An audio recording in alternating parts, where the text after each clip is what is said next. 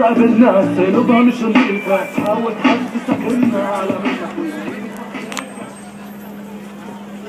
Salam, peace to all of you. Palestine is big in my heart today. It's filling me with love and humanity and hope. I see you people coming in solidarity against oppression, for human dignity, for peace and justice everywhere. I see you, all of you. That's why we are on this earth. And that's all that counts. People who care about each other. Thank you all for being here, celebrating our cause and our togetherness. To begin with, I want to thank the International Action Center for helping us organize this. Without them, this march would not have happened. Thank you to my comrade, Kate Crawford, and everyone who helped make this happen.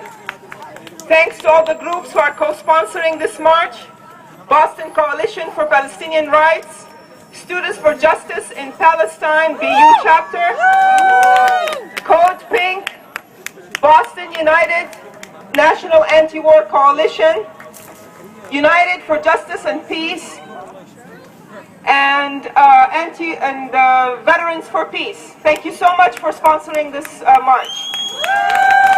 I also want to thank groups from Occupy Boston for supporting this march.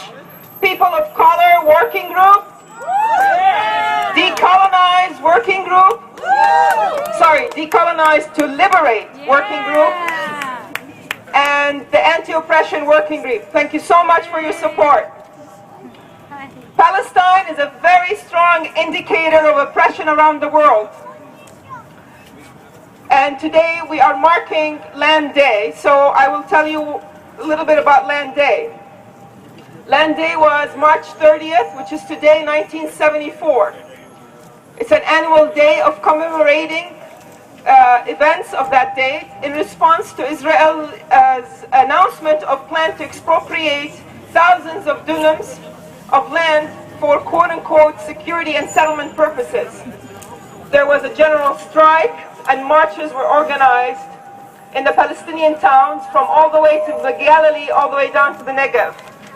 Due to these confrontations with the Israeli army and the police, 6 Palestinians were killed and about 100 were wounded and 100 others arrested. Every year since that day, Palestinians commemorate Land Day, and that's why we are here today. As I said, Palestine is a very strong indicator of oppression around the world. It's not by far the only place on this earth where people are suffering. In Africa, in South America, oppressed people all over the world, in Tibet, in Matapan, in Roxbury, it's all the same. Oppression has many facets and it affects people everywhere. Through our struggle for liberation for Palestine, we can clearly see how globalization, which is the new phase of imperialism and colonialism, is hand in hand with capitalism treading over people and destroying their lives. For example, in Massachusetts, our police is constantly going on trips to Israel to get training on how best to oppress and control the masses. In Massachusetts, our governor signs one deal after another with high-tech Israeli companies. In Massachusetts, we build weapons and sell them all over the world, especially to Israel. $3+ billion worth of weapons and military aid goes to Israel and US aid to maintain its oppression and continue the colonization and ethnic cleansing of that land. In the US, the military industry is over $700 billion worth. Almost 40% of our spending is on war. What does that say about us? After destroying Iraq and maiming innocent people in Afghanistan, now they are starving Iranians, sanctioning them and drumming for war again. This month, we had a one-state conference at Harvard University. The JFK School of Government did everything it can to distance itself from what we are calling for. And what were we calling for? End to racism and ethnic cleansing, a single democratic secular state with equal right for everyone. They wanted nothing to do with that. However, on April 19th, they are proudly hosting an Israel conference celebrating Israel's economic prosperity, celebrating an apartheid state, with keynote speakers like Larry Summers, a criminal who should be put in jail. If you don't know why, maybe you should watch Inside Job. He's the same man who played a role in the financial breakdown of our economy and the mortgage crisis. He's a Zionist who defends Israel at all costs, who silenced anyone critical of Israel while president of Harvard. He was a consultant to many corporations while serving in the top economic councils in our government, making sure these corporations and financial institutions can rape our economy with government's blessings. They try to shove secure communities down our throats, make us afraid of our neighbors. And in the meantime, in Massachusetts, they are looking at introducing laws that allow racist people to go around shooting innocent youth because they feel threatened by the color of their skin, documented by photo artist Brother Iraq Aroy Montano.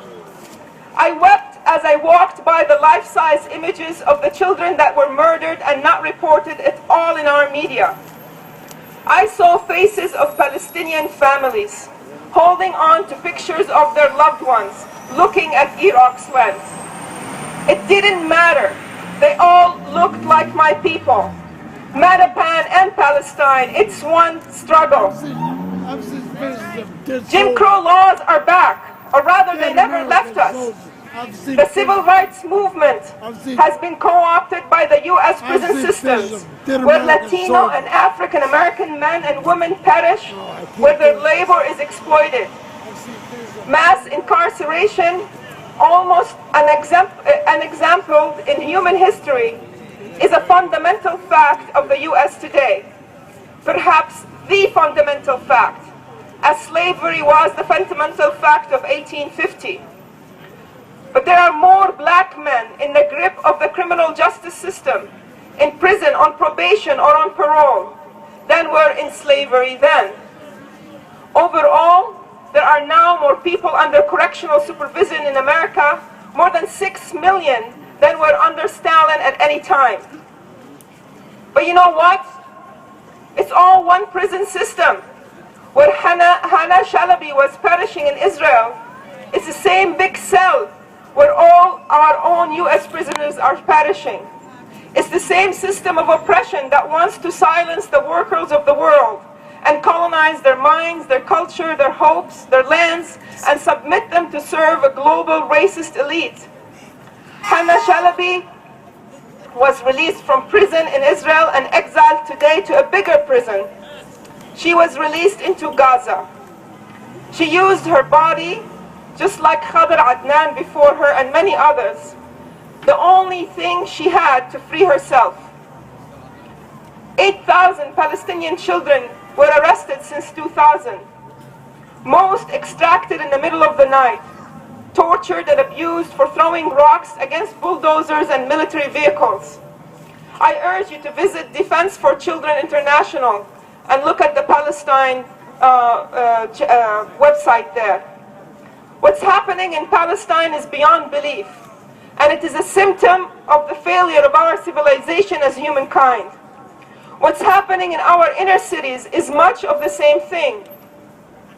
Using prisons and a brutal police state to break the spirit of the people and destroy the fabric of our societies.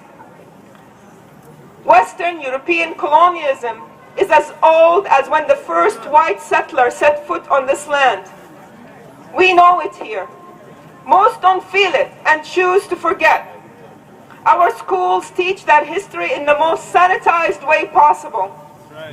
But we shall recognize today, in honor of Palestinian Land Day and all places that were destroyed by the hegemony of the white settler, that we are standing today on colonized land, land that was taken from indigenous people, land that was raised from its inhabitants so others can prosper.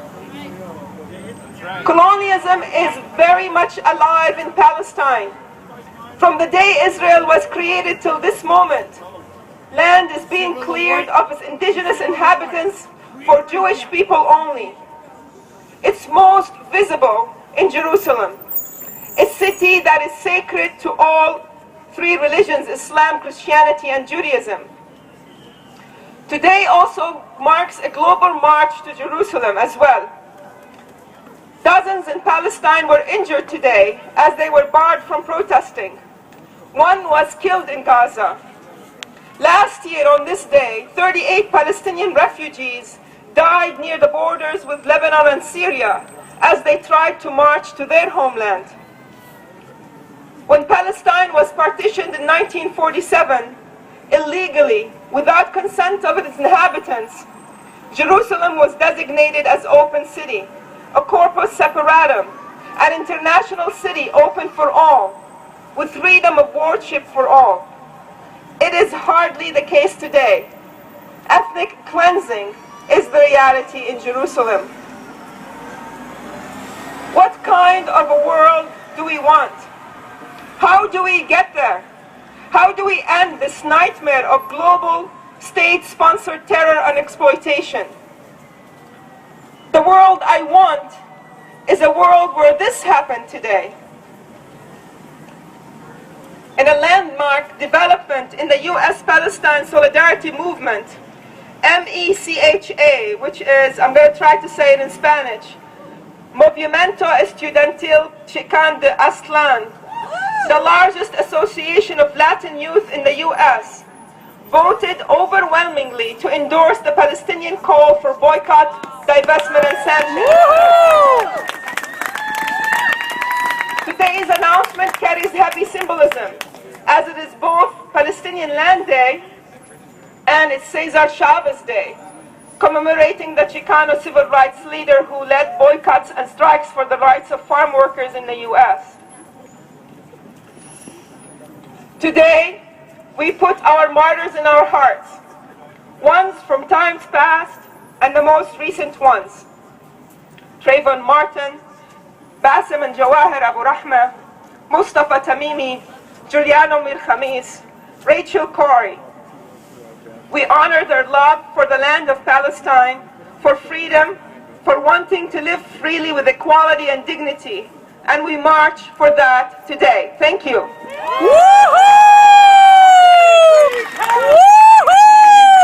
Palestine! Free, free Gaza! Free, free Palestine! Free, free Palestine! Free, free Palestine! Free, free Gaza! Free, free Palestine! Alright, y'all, I'm gonna say something completely different. I think you all know why we're here. Israel has for 60 years been subjugating the Palestinian people in a really horrid way, taking their land, killing them, imprisoning their children, torturing them, even stealing their culture, making falafel their national food. I'm going to talk about what it's like to be a queer person and to witness Israel doing something that to me is extremely repulsive and makes me sick, which is to try to tell the world that the Palestinians are really the ones who are backwards and deranged because they hate gay people, and therefore Israel is the right place to be, and Israel is a democracy because they support supposedly homosexual civil rights. Well, I have something to say to that. I would appreciate it if Israel stopped using my sexuality and my people, queer people, as a tool to deflect from their numerous crimes against the Palestinian people and against the Iranian people and the Lebanese people. It's really revolting. Israel is not a democracy. Israel does not support human rights. And for Israel to stand up and say, you know, don't look at us.